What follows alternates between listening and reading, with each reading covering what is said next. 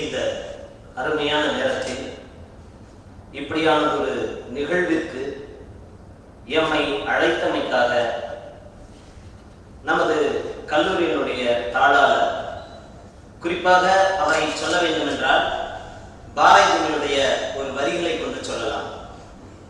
அன்ன சத்திரம் 1000 நாட்கள், அதே சமயத்தில் கோயில்கள் உள்ளிட்ட பலதை கட்டினாலும், அதை அத்தனை விட தர்மங்கள் பல செய்திருந்தாலும், அவை அனைத்தை விட ஏழை ஒருவனுக்கு எழுத்தறிவித்தல் தான் சிறந்தது என்பதை உணர்ந்து, மிகவும் பின்தங்கிய மாவட்டமாக அல்லது ஒரு காலகட்டத்தில் கிராமமாகவே இருந்த பெரம்பலூரில் பல கல்வி மாமேதைகளையும் பல பொறியியல் அறிஞர்களையும் உலகெங்கிலும் உள்ள பல்வேறு தொழில் சாலைகளில் பணியாற்றுகின்ற வல்லமை படைத்த பல ஆளுமைகளை உருவாக்கிய சிற்பி என்று சொல்ல வேண்டும் நமது தாளாளர் ஐயா அவர்கள்.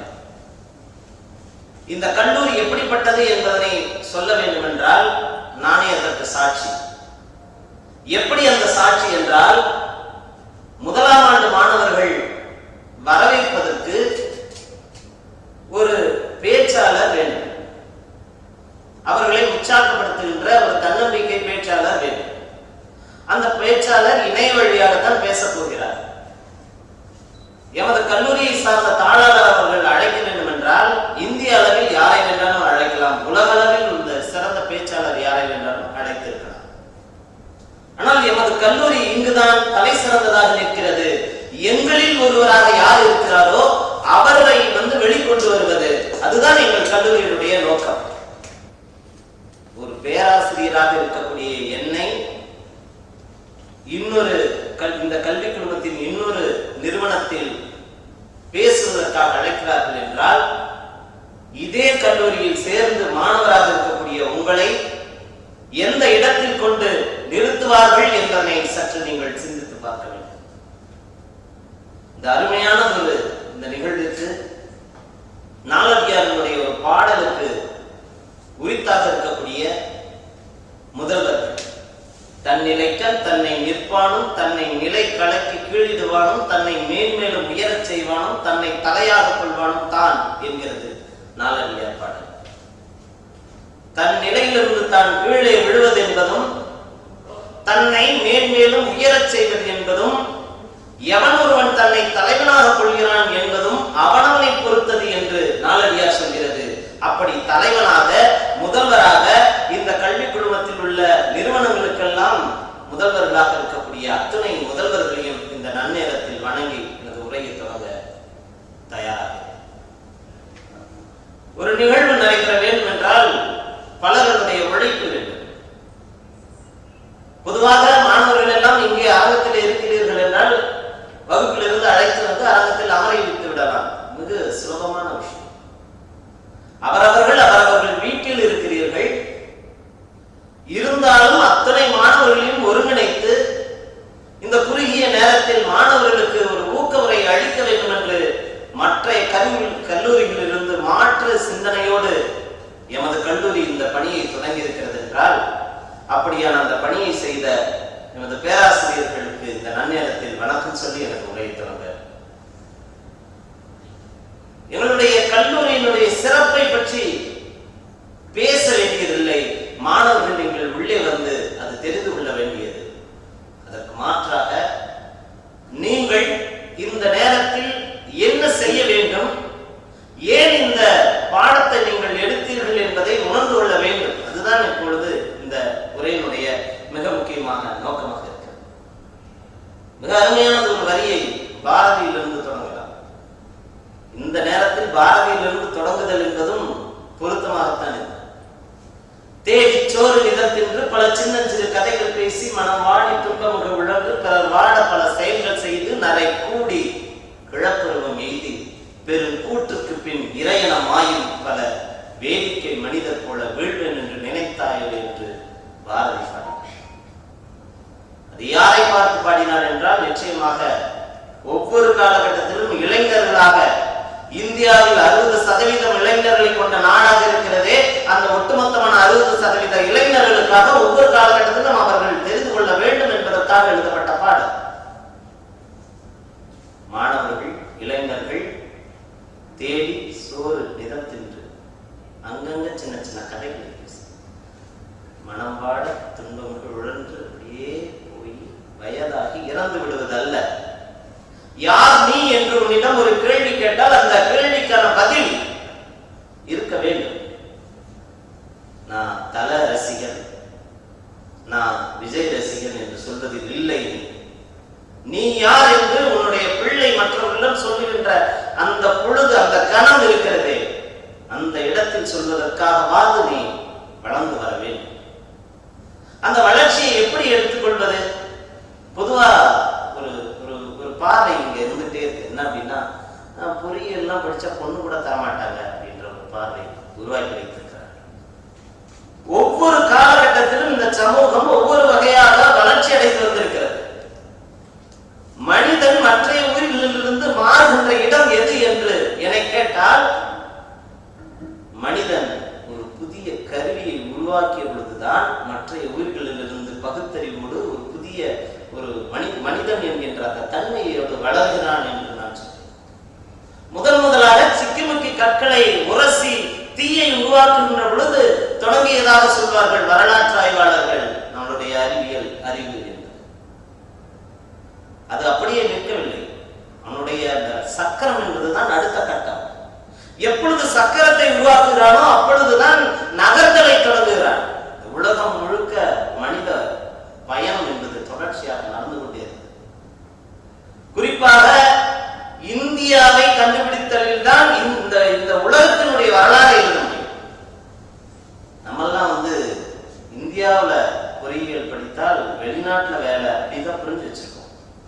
ஆனால் புரிந்து கொள்ள வேண்டும், இந்தியாவை தேடுவதில் தான் உலக வரலாற்றை எழுத முடியும் என்று சொன்னது பொய் அல்ல. ஒவ்வொரு காலகட்டத்திலும் ஒவ்வொரு கருவிகள் கண்டுபிடித்து வந்தது என்று சொல்லியது. குறிப்பாக 16ஆம் நூற்றாண்டுகளில் நம்முடைய நாட்டில் உள்ள மிக உயர்ந்த அல்லது மிக மதிப்புமிக்க பல விளை பொருட்கள் இருந்தது, வாசனை பொருட்கள். அது மேலை நாட்டில் உள்ள உணவுகளை பதப்படுத்தக்கூடியது. அதை தேடிதான் முதலாக கடற்பயணத்தை மேற்கொள்கின்றான். அதற்கு முன்னாடி பல்வேறு காரணங்களில் அங்கே வந்திருக்கலாம், படகுகள் மூலமாக. ஆனால் அது கடற்பயணம் ஏன் மேற்கொள்கிறான் என்றால், தரைவழி பயணத்தை மேற்கொண்ட பொழுது கான்ஸ்டாண்டில் என்கின்ற இடத்திலே அது தடுத்து நிறுத்தப்படுகிறார்கள். அதற்கு பிறகுதான் கடற்பயணம் மேற்கொள்கின்றார். நான் கதையை கொஞ்சம் சுருக்கமாக சொல்கிறேன். வரலாற்று கடற்பயணம் மேற்கொள்கின்ற பொழுது அவனுடைய திசை தெரியாமல் திசை மாறி சென்றதனால் ஒரு தீவை அடைகின்றான். அந்த தீவு இந்தியா என்று நினைத்து பெயர் இந்தியா என்று வைக்கப்பட்டு விடுகிறார். ஆனால் அங்கே இருந்தவர்கள் எல்லாம் சிறப்பாக இருந்ததனால் அவர்கள் செவ்விந்தியர்கள் என்று பின்னாடி அழைக்கப்படுகிறார்கள். அது இப்பொழுதும் மேற்கு இந்திய தீவுகள் என்று அழைக்கப்படுகிறது. வெஸ்ட் இண்டீஸ் என்று நீங்கள் கிரிக்கெட்டில் கேள்விப்பட்டிருக்கிறீர்கள். அந்த வெஸ்ட் இண்டீஸ் என்பதை இந்தியாவை கண்டுபிடிக்க சென்றதனால் தான் கண்டுபிடிக்கப்பட்டது.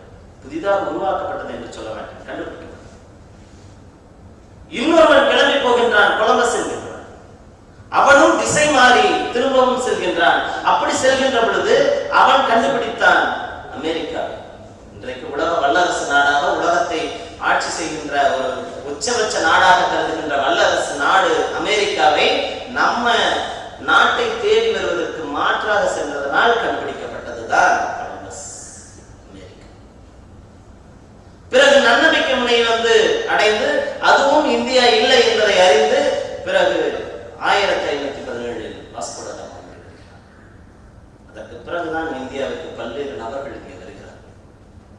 சார், வாசனை பொருள் தானே, ஒன்னும் பொறியியல் கருவிகள் கண்டுபிடிக்கலையே, இதுக்கு என்ன நமக்கு பெருமை என்றால், நம்மளுடைய வளம் தான், இந்தியாவினுடைய வளம் தான். மற்றைய நாடுகள் எல்லாம் நம்மை மிக ஆச்சரியத்தோடு பார்க்கிறார்கள். 2 வகையான வளம் உண்டு. ஒன்று நம் நாட்டில் உள்ள இயற்கை வளம், இன்னொன்று நாம் எல்லாம் மிகுந்த அறிவோடு வளமோடு வளர்ந்து வந்திருக்கிறோம் என்பது.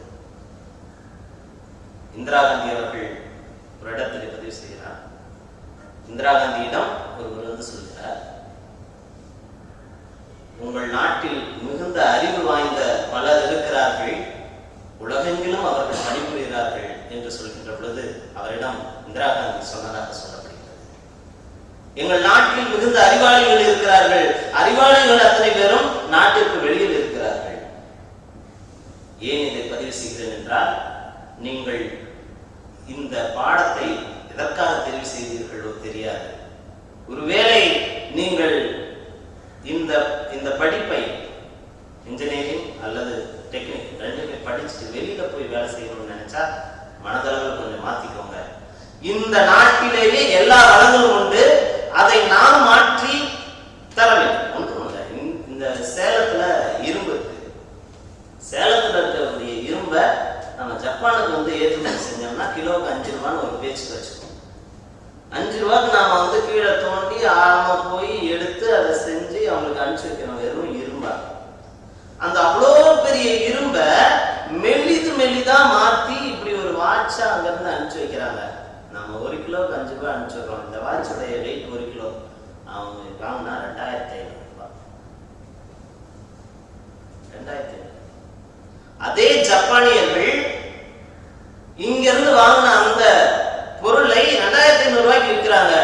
ஆனால் பல்வேறு இன்னல்களுக்கு ஆட்படுகின்ற அந்த ஜப்பான் நாட்டு மக்கள் ஒருபோதும் உணவை வெளியிலிருந்து வாங்குவதில்லை, தங்களுடைய வீட்டுகளின் மாடிகளில் கூட வைத்திருக்கிறார்கள். ஆனால் நாம் நம்மளுடைய வீடுகளை எல்லாம், நம்மளுடைய நிலங்களை எல்லாம் வீடுகளாக மாற்றி கொண்டிருக்கின்றோம். நிறைய இடங்கள்ல ரியல் எஸ்டேட்டாக மாற்றம். உங்களுக்கு ஒரே ஒரு சின்ன கதையிலிருந்து, இன்னும் நான் சப்ஜெக்ட்ல போல ஒரு கதையிலிருந்து தொடங்கணும். ஒரு ஊர்ல ஒரு சின்ன கிராமம். இந்த கிராமம் ரொம்ப ரொம்ப வறட்சி வந்த ஒரு கிராமம். வறட்சின்றதே என்னன்னா, மழை இல்லை, நீர் ஆதாரம் இல்லை. அந்த கிராம மக்கள் என்ன செய்வது என்று தெரியவில்லை. அந்த கிராமத்தில் இருக்கக்கூடிய ஒரே ஒரு வயதான ஒரு நபர் ஒருத்தர் அந்த இளைஞர்கள் எல்லாம் கூப்பிட்டு, ஒரு இங்க இருந்து 20 கிலோமீட்டருக்கு அந்தாண்ட ஒரு நீர் தேக்கம் ஒன்று இருக்கு, அங்க இருந்து நாம நீரை கொண்டு வந்தோம் அப்படின்னா நம்ம ஊர் செழிப்பாயிடும் அப்படின்னு வந்து சொல்றாரு. அப்படியே அவர் வந்து கூட்டிகிட்டே போகும்போது ஒரு 16-17வது கிலோமீட்டர்ல அவருக்கு உடல்நிலை சரியில்லாமல் இறந்து போகிறார். அதற்கடுத்து இளைஞர்கள் அந்த 20வது கிலோமீட்டரை போய் அடையாமல் என்ன பண்ணிடுறாங்க, மாற்று இடத்தை தேடி சென்றாங்க. அவங்களுக்கு ஊருக்கு நீரும் வரல, அவங்களுடைய வறட்சியும் தெரியல. இதை வெறும் கதையாக கருதினால் மாற்றிக்கொள்ளுங்கள். 20-20 என்கின்ற இந்த இலக்கை மையமாக வைத்து ஒரு பெரியவர், முதியவர் ஒருவர் நம்மிடம் சொல்லி சென்றிருக்கிறார். டாக்டர் APJ அப்துல் கலாம் அவர்கள் தான் அது. யாரை நம்பினார் என்றால் உங்களைத்தான் நம்பினார், இளைஞர்களைத்தான் நம்பினார். அந்த முதியவராக சொன்னது 16-17 கிலோமீட்டரில் இழந்து போகிறார் என்றால் 20 என்கின்ற இலக்கை அவர் அடைய முடியாமல் இழந்து விடுகிறார். ஆனால் அதை உங்கள் கையில் கொடுத்துவிட்டு இறந்தார். நீங்கள் தான் அதை மீட்டெடுத்து வருவீர்கள் என்று நம்பினார். 20-20 என்பது புதிதாக இந்த ஆண்டு உள்ளே வருகின்ற, நிச்சயமாக சொல்கின்றேன், இந்த ஆண்டு நீங்கள் 1ஆம் ஆண்டு மாணவர்களாக வருகிறீர்கள். உங்களைத்தான் நம்பி இருந்திருக்க வேண்டும் டாக்டர் APJ அப்துல் கலாம். நீங்கள் என்னவாக இருக்க போகிறீர்கள்? 20-20 வல்லரசு நாடாக மாற்ற வேண்டிய அதுவா, அல்லது 20 என்று 20-20 என்று சொல்லப்படுகின்ற கிரிக்கெட்டில் பார்த்து பார்த்து அதிலேயே விழுந்து கிடக்கின்ற இளைஞர்களா? எதுவாக நீங்கள் இருக்க போகிறீர்கள் என்பதை நீங்களே தீர்மானிக்க.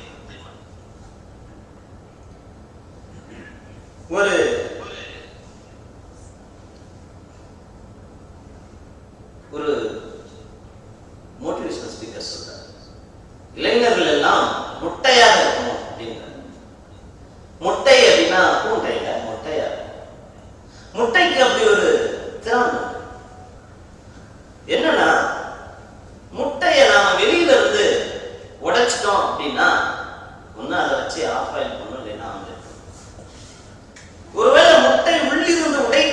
வருகிறது என்றால் அது ஒரு உயிராக இளைஞர்கள் தண்ணில் இருந்து உடைத்து எரிந்து வெளியில் வந்தால் நீங்கள் ஒரு உயிராக நிலைத்து நிற்பீர்கள். ஒருவேளை உங்களை யாராவது வழி நடத்துவார்கள், யாராவது உங்களுக்கு ஏதாவது சொல்லுவாங்க நம்பிட்டே இருந்தீங்கன்னா ஆப்பெல்லாம் ஆம்பளைட்டாரா புரிந்து கொள்ளுங்கள் இளைஞர்களே. உங்களுடைய சிந்தனை என்பது உள்ளிருந்து வெளியில் வருவதாக இருக்க வேண்டும், உங்களிலிருந்தே தொடங்க வேண்டும். அப்படியான அந்த எண்ணம் தான் உங்களை அடுத்த கட்டத்திற்கு நகர்த்தி எடுத்து செல்லும். பொதுவா தொழில்நுட்பம் படிச்சா வேலை இல்லை அப்படின்ற அந்த ஒரு எண்ணம் இருக்கு. சரி, பொறியியல் இல்லை என்றால் என்ன இருக்கு?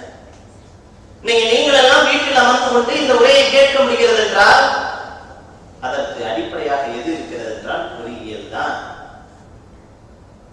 ஒவ்வொரு காலகட்டத்திலும் சமூக வளர்ச்சியில் அடிப்படையாக இருந்தது கருவிகள் என்று சொன்னேன். வரலாற்றை எழுத வேண்டால் மனிதர்களுடைய வரலாறு எழுத முடியாது. ஒவ்வொரு காலகட்டத்திலும் இந்த ராஜா ஆட்சி ஆனா அந்த ராஜாவுடைய ஆட்சி நடந்துச்சு, அது இல்ல வரலாறு. ஒவ்வொரு காலகட்டத்திலும் மனிதன் என்னென்ன புதிய கருவிகளை கண்டுபிடித்தான் என்பதை பதிவு செய்தால் அதுதான் வரலாறு. அப்போ பொறியியல் சார்ந்த இந்த படிப்பு என்பது இந்த காலகட்டத்தினுடைய தேவை. 19ஆம் நூற்றாண்டை பற்றி பேசுகிறேன் என்றால் ஒன்று மின்சாரம் அல்லது அறிவியல் தான் புதுசு. அறிவியல் என்று பொதுப்படையாக சொல்லிவிட்டு சென்றிருக்கலாம் 19ஆம் நூற்றாண்டில். ஆனால் 20ஆம் நூற்றாண்டினுடைய 21ஆம் நூற்றாண்டுடைய தொடக்கம் என்பது முழுக்க பொறியியல் சார்ந்ததுதான், தொழில்நுட்பம் சார்ந்ததுதான். ஒருவேளை நீங்கள் உங்களுடைய தலைவராக மனதிலே ஏபிஜே அப்துல் கலாம் அவர்களை நினைக்கிறீர்கள் என்றால் 2020 இந்தியா ஒரு தொலைநோக்கு பாதை என்கின்ற நூலில் மிக தெளிவாக சொல்கிறார், தொழில்நுட்பம் தான் இந்தியாவை வளர்ந்து வல்லரசாக மாற்றும் என்பதை பதிவு செய்திருக்கிறார். உங்களுக்கு வாய்ப்பு கிடைக்கும் என்றால் 2020 இந்தியா என்கின்ற நூலை எடுத்து வாசிப்பார். அப்ப தொழில்நுட்பத்தின் வழிதான் இந்த நாட்டை கட்டமைக்க முடியும், ராணுவத்தை கட்டுப்படுத்த முடியும். இங்க இருக்கக்கூடிய ரயில், விமானம் உள்ளிட்ட எல்லாத்தையும் அதன் மூலமாகத்தான் வளர்ச்சியடை செய்ய முடியும். உங்களிடம் யாரேனும் சொன்னார்கள் என்றால் வேலை இல்லை என்று, ஆமா வேலை இல்லைதான், நாங்கள் மற்றவரிடம் சென்று வேலை தருகின்ற வேலை இல்லை, நாங்கள் மற்றவர்களுக்கு வேலை தருகின்ற வேலைத்தான் நாங்கள் செய்ய போகிறோம், அதை நாங்கள் இந்த ரோவர் கல்வி குழுமத்தில் இருந்து செய்ய போகிறோம் என்பதை பதிவு செய்யும். ஏன் அதை அழுத்தமாக சொல்கிறேன் என்றால் அந்த வார்த்தையில் தான் அது விழுந்திருக்கு. ரோவர் என்பதை கொஞ்சம் பிரிச்சுக்கிட்டோம் அப்படின்னா ரோ எவர் அப்படின்னு உங்களுடைய அந்த பட்டியலில் பல்வேறு கல்லூரிகள் மேலிருந்து கீழாக வரலாம். எதை எடுப்பதா என்கின்ற குழப்பம் உங்கள்கிட்ட இருக்கலாம். அந்த சொல்லை ஒரு முறை தனியாக பிரித்து பாருங்கள். ரோ எவர். மாணவர்களே, இந்த கல்லூரிக்கு இணையாக வேற எந்த கல்லூரி என்கின்ற சொல்லைத்தான் உள்ளே பொதிந்திருக்கிறது. ரோ எவர். இந்த கல்லூரிக்கு இணையாக வேறு எதுவும் கிடையாது என்கின்ற அந்த சொல் தான். ஏன் இல்லை என்றால் நாங்கள் பாடம் சொல்லிக் கொடுப்பதில்லை, மாறாக வாழ்க்கையை சொல்லிக் கொடுக்கிறோம். நாங்கள் பாடம் சொல்லிக் கொடுப்பதில்லை, மாறாக இயல்பாக ஒரு மனிதன் எதையெல்லாம் புரிந்து கொள்ள வேண்டும். இந்த உலகம் இயங்குதல் என்பது வெறும் படிப்பு புத்தகம் அல்ல, புத்தகத்துக்குள்ளாக இருப்பதை மாணவர்கள் இயல்பாக கற்றுக்கொள்ள வேண்டும். உலக கல்வியாளர்கள் அனைவரும் அதைத்தான் சொல்கிறார். பிராக்டிகலா ஒரு விஷயத்தை செய்யணும், செய்முறையின் வழியாக கற்றுக்கொள்ள வேண்டும். எங்கள் கல்லூரி செய்முறை வழியாகத்தான் கற்றுத் தருகிறது என்பதனை இந்த நேரத்தில் மிக அழுத்தமாக பதிவு செய்கிறேன். ஏனென்றால் வெறும் புத்தகத்தை மனனம் செய்து நீங்கள் மதிப்பெண் பெற்றால் அந்த மதிப்பெண் என்பது வெறும் சான்றிதழோடு நின்றுவிடும். உங்களுடைய மனநிலையில், உங்களுடைய மூளையில், உங்களுடைய அறிவில் வளர்ச்சி என்பது இல்லாமல் போய்விடும். ஆக செயல்முறை வடிவத்திலே எடுத்து செல்வதனால் தான் இன்னமும் மற்ற கல்லூரியிலிருந்து ரோ எவராக ரோவர் இருக்கிறது. நம்ம எப்படி புரிந்து கொள்ள வேண்டும் என்றால், கல்வி என்பதை ஏன் நான் செயல்முறையில் இருந்து எடுத்துக்கொள்ள வேண்டும் என்றால், மற்றைய புத்தகங்கள் அத்தனையும் எங்கோ யாரோ எழுதப்பட்டு கொண்டு வருவது. நம்மளுடைய முன்னோர்கள் மிக அழகாக பல விஷயங்களை செய்திருக்கிறார்கள். இன்னும் உலகம் பார்த்து அதை வியந்து கொண்டிருக்கிறது. ராஜராஜனுடைய பெரிய கோயிலுடைய அந்த மேல இருக்கக்கூடிய கல் எப்படி நிறுத்தப்பட்டிருக்கிறது, நிழல்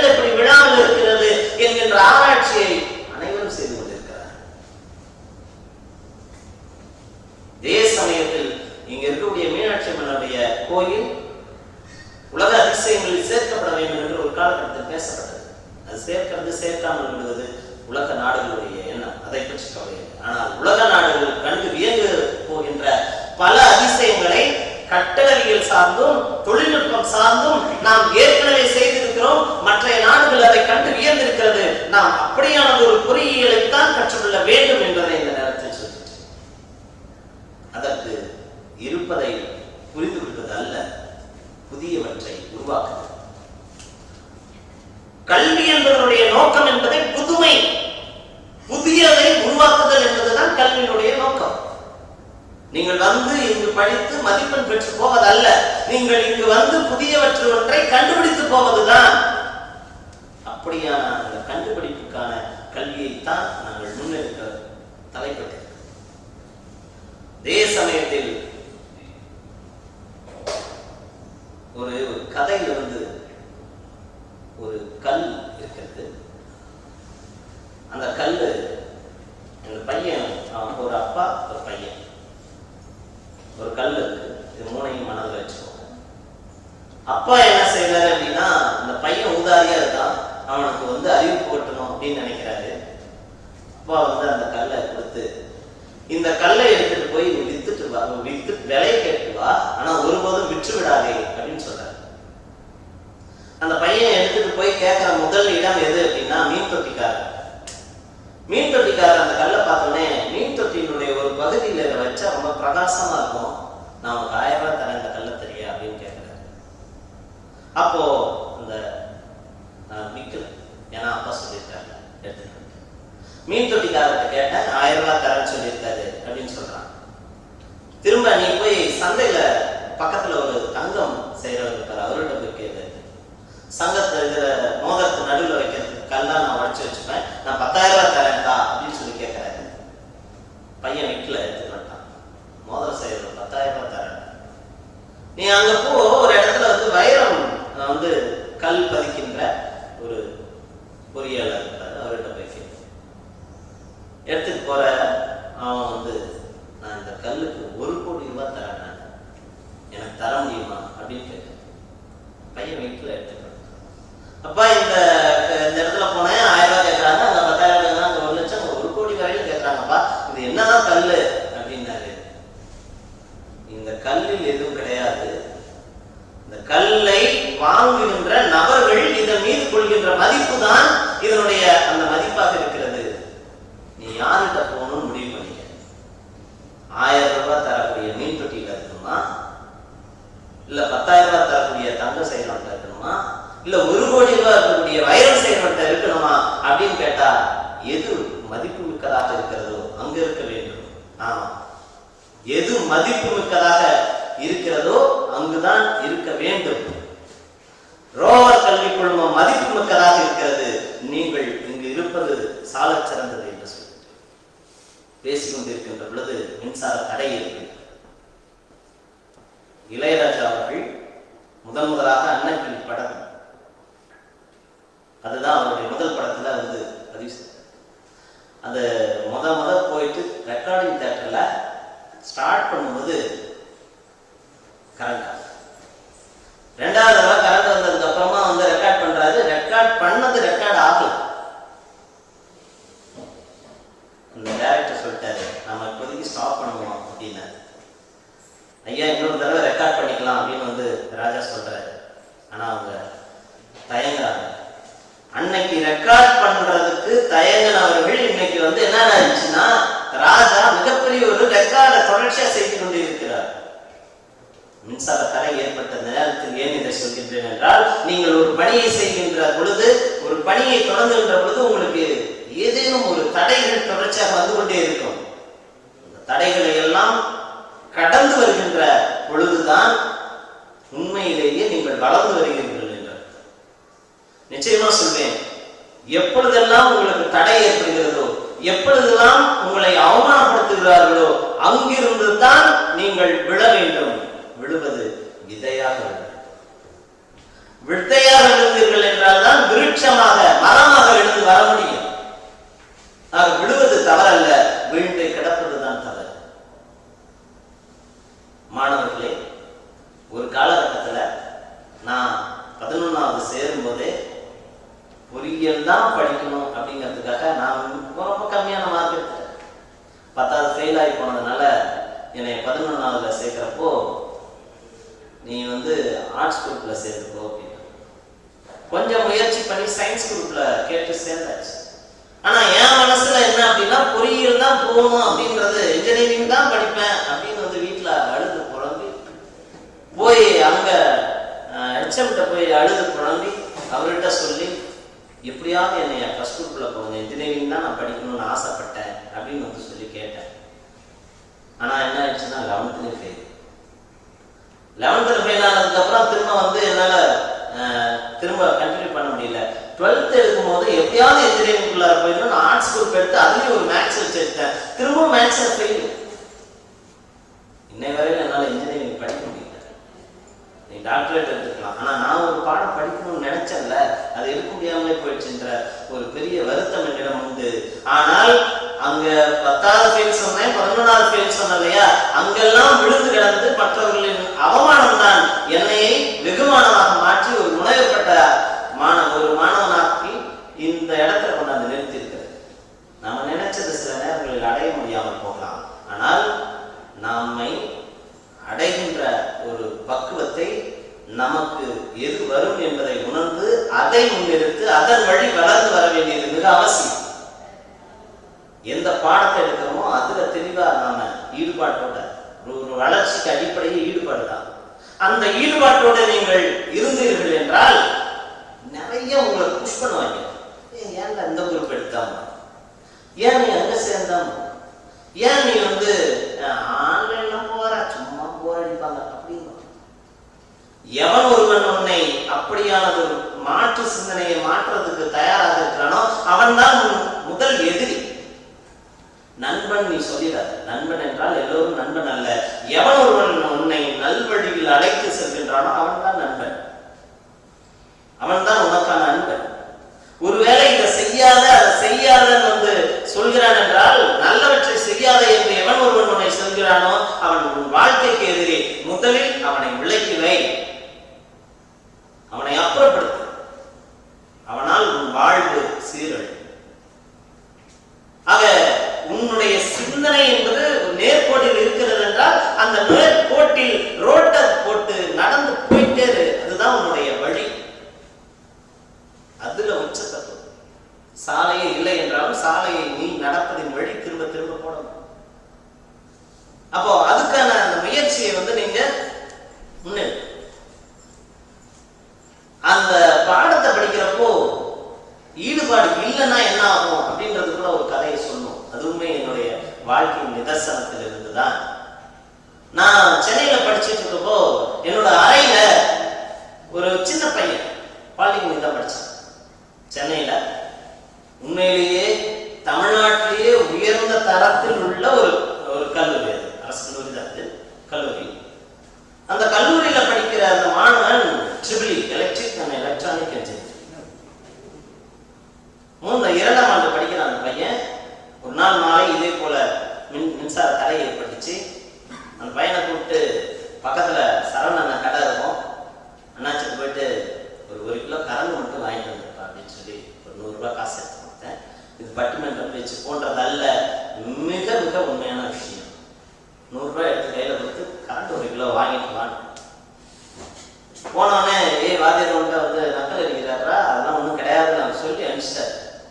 வந்த பையன்ட்டு ஐயோ அப்படிதானே சொல்லுவாரு, எல்லாருக்கும் தரமாட்டாரு, அது பிளாக்ல கொடுக்குற விஷயம், நீ போய் திரும்ப கேட்டு வாங்கிட்டு வாடா, நான் திரும்ப அனுப்பிச்சுடுறேன். திரும்பவும் போயிட்டு வரான். எலக்ட்ரிக் அண்ட் எலக்ட்ரானிக் இன்ஜினியரிங் 2ஆம் ஆண்டு படிக்கின்ற மாணவனுக்கு இன்னும் மின்சாரம் கடைகளில் விற்பதில்லை என்பது கூட தெரியவில்லை. நம்மளுடைய கல்வி தரம் அப்படியாக இருக்கிறது. அப்போ நீ யாரா இருக்க, இந்த இடத்துல நீ எப்படி மாறப்போ, நீ எந்த பாடத்தை எடுத்துக்கொள்கிறாயோ அந்த பாடத்தில் ஈடுபாடும் தெளிவும் இருந்தால் போதும், உன்னுடைய வாழ்க்கை பிரகாசம். எந்த தடையும் உன்னை எதுவும் செய்ய. உங்களிடம் இருக்க வேண்டிய சிலதும் இருக்கக்கூடாத சிலதும் மட்டும் பேசி விடைபெறலாம் என்று நினைக்கின்றேன். செய்ய வேண்டிய செய்யக்கூடாது. முதல் நாளே போட்டு இவ்வளவு அளவுக்கு பேசுறாங்கப்பா அப்படின்னு நீங்க யோசிக்க கூடாது. மாணவர்களுக்கு மிக முக்கியமானது தலைமை பண்பு. முன்னாடி சொல்கின்ற பொழுதே சொன்ன தன் நிலையிலிருந்து தான் வீழ்வதும் எழுவதும் வளர்ந்து நிற்பதும் தலைமை பண்பில் தான் இருக்கிறது. தலைமை பண்பு என்பது ஒரு பெரிய தலைவர் தான், அதெல்லாம் கிடையாது. உன்னை நீ வழிநடத்துவதற்கு ஒரு தலைமை பண்பு வேண்டும். நாளை உன் குடும்பத்தை வழிநடத்துவதற்கும் அது அவசியம். உன்னை தலைமை பண்பு இல்லை என்றால் மிக சீக்கிரமா கெட்டது நல்லது கதவை தட்டில உள்ள வராது. கெட்டது நீ கதவை சாத்தி வச்சிருந்தாலும் உன்னை விடாது. ஆக நீ என்ன சித்தாந்தத்தோடு இருக்கின்ற, நீ எவ்வளவு அளவுக்கு உன்னில் நம்பிக்கையோடு இருக்கின்ற, அது ரொம்ப அவசியம். அதே சமயத்தில் மாணவர்கள் புதிய சிந்தனையோடு புதுமையை உருவாக்குகின்ற மனநிலையை உருவாக்கி வைத்துக் கொள்ள வேண்டும். அதுதான் மிக அவசியமானது. கல்வி என்றால் இனிமேல் சர்டிபிகேட் அப்படின்னு நினைக்காதீங்க. சர்டிபிகேட்கானது இல்ல, சான்றிதழுக்கானது அல்ல கல்வி. புதியவற்றை உருவாக்குதல். நீ என்ன பாடத்திட்டத்தில் வைத்திருக்கிறாயோ, இந்த பிரபஞ்சம் என்பதே 5 பூதங்களை கொண்டது. இந்த 5 பூதங்களிலிருந்து இயற்கையை உருவதுதான் என்று தொழில்நுட்பம் இந்த உலகம் கருதி கொண்டிருக்கிறது. இல்லை, இயற்கையை பாதுகாப்பதில் இந்த தொழில்நுட்பத்தை பயன்படுத்த வேண்டும் என்கின்றார் டாக்டர் APJ. இந்த இயற்கை அழிந்து கொண்டிருக்கிறது. மற்ற எல்லா விலங்குகளும் இயற்கையோடு இயங்கி வாழ்ந்து கொண்டிருக்கிறது. மனிதன் தான் இயற்கை எதிர்நிலையில் வாழ்ந்து கொண்டிருக்கின்றார். அந்த இயற்கை எதிர்நிலையில் இருந்து இருப்பதை விட இனி இந்த நாட்டை காப்பாற்ற வேண்டும் என்றால், இந்த சமூகத்தை காப்பாற்ற வேண்டும் என்றால், இம்மாதிரியான ஒரு தனிமைப்படுத்திக் கொள்கின்ற இந்த சூழலை எல்லாம் அகற்ற வேண்டும் என்றால், அதற்கெல்லாம் இனி வரலாற்றில் கருவிகளில் மாற்றம் வேண்டும். அந்த மாற்றம் என்பது இந்த நாட்டையும் இந்த மண்ணையும் இந்த மக்களையும் பாதுகாக்கின்ற புதிய கல்வி, புதிய கல்வி.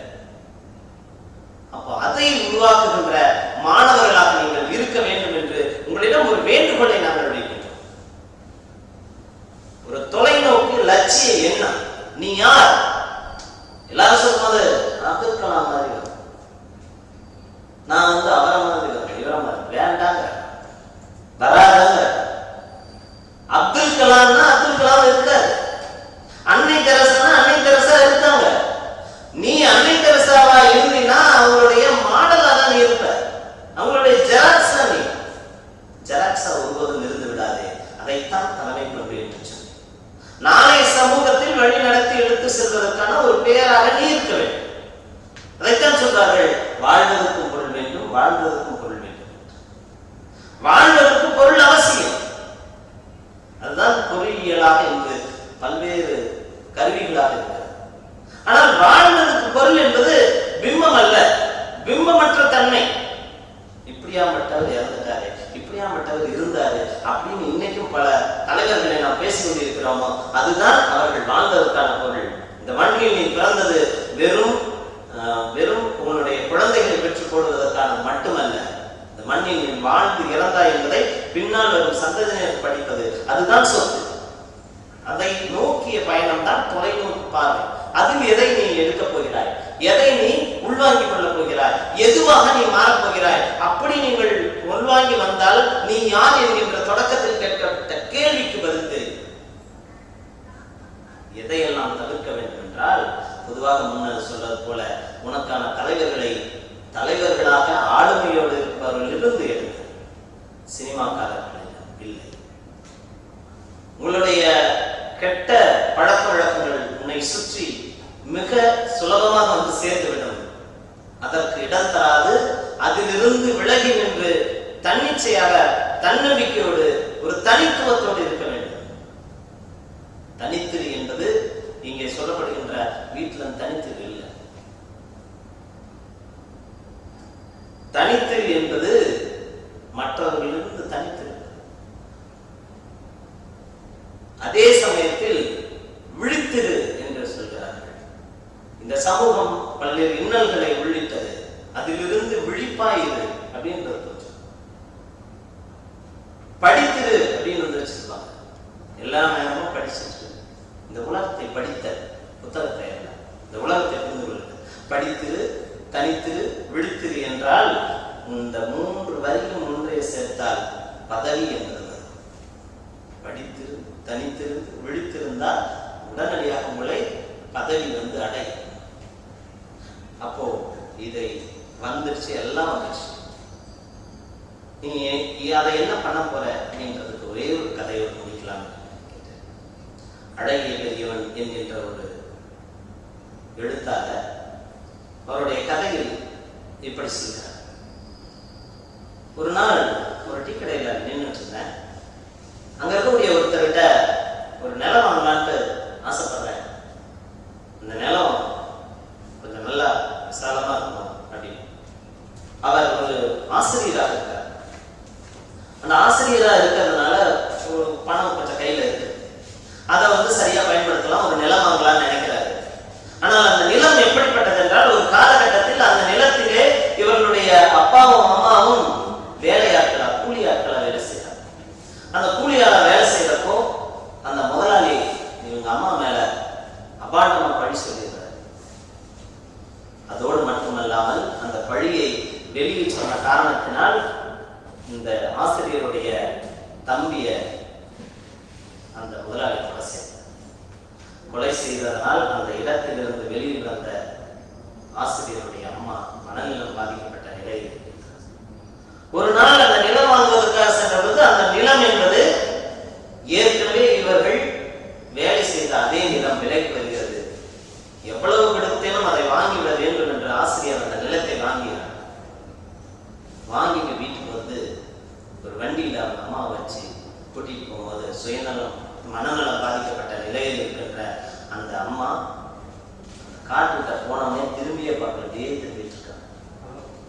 இந்த பையன் வாமா அப்படின்னு வலுக்கட்டாயமா இழுத்துட்டு போய் கையில இருந்த அந்த சீட்டை எடுத்து அவங்க அம்மா கையில அப்படி வச்சு அழுத்தாங்க. இந்த நிலம் இனிமேல் நம்மளுது. இந்த அவங்க அம்மா தன்னுடைய அந்த மனநிலை பாதிக்கப்பட்ட மனநிலையிலிருந்து வெளியில அந்த முதலையாளர் பேரை சொல்லி, டேய் அந்த தேங்காய் எடுத்து போடுறா அப்படின்ற அந்த இடத்தில் தான் அந்த ஆசிரியருக்கு மிகப்பெரியதொரு மகிழ்ச்சி.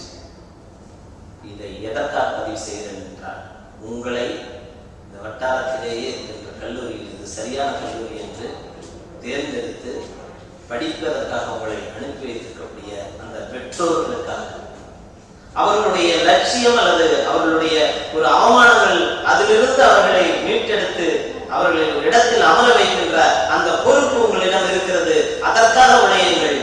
இந்த நாட்டை வளர்ச்சி அடைவது என்பதும் அதனோடு சேர்ந்ததே. எனவே நீங்கள் ஒரு ஆளுமை மிக்க நபர்களாக உருவாக வேண்டும்.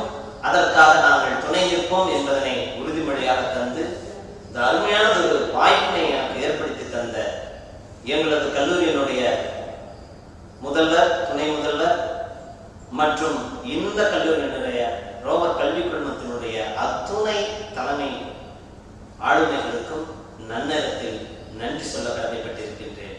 இவ்வளவு நேரம் மிக பொறுமையாக கேட்டுக்கொண்டிருந்த பேராசிரியர்கள் மற்றும் வருங்கால இந்த கல்லூரியினுடைய நாயகர்களான முதலாம் ஆண்டு மாணவர்களுக்கும் நன்னேரத்தில் நன்றி சொல்லி விடைபெறுகின்றேன். நன்றி, வணக்கம். Thank you, sir. Hope our students get motivated by your inspirational words. May I invite Mr. Vijay Kumar, Assistant Professor of English, to deliver his vote of thanks.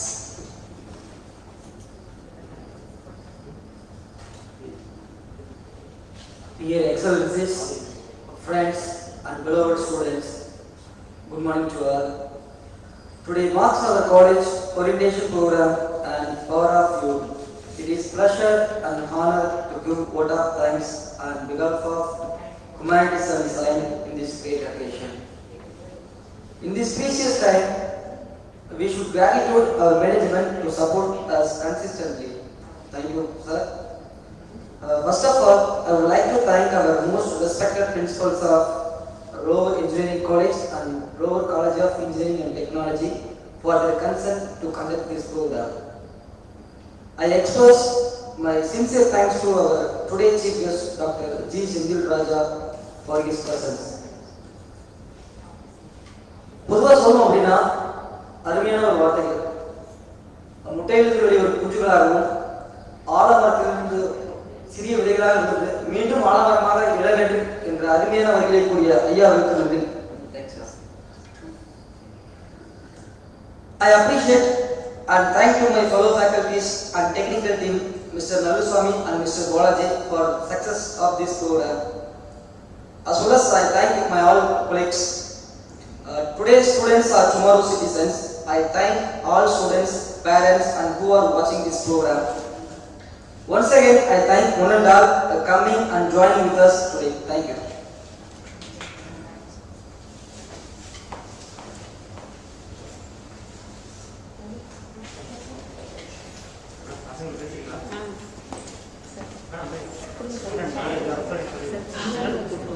Students again. Okay. யாரும் left ஆக வேணாம். Okay. மீட்டிங்ல யாரும் left ஆக வேணாம். Students retain ஆகுங்க. Don't let the meetings and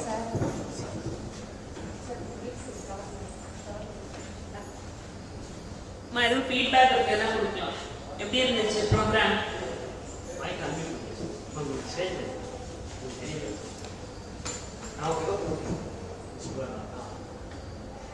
எப்படி இருந்துச்சு programme? You can give your valuable feedback here. Anyone?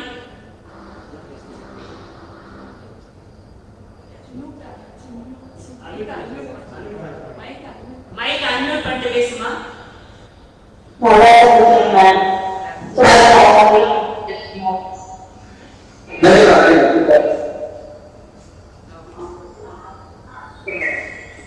Anybody? Speech நல்லா பண்ணா. Thank you. Okay, ma, thank you. Name என்னமா?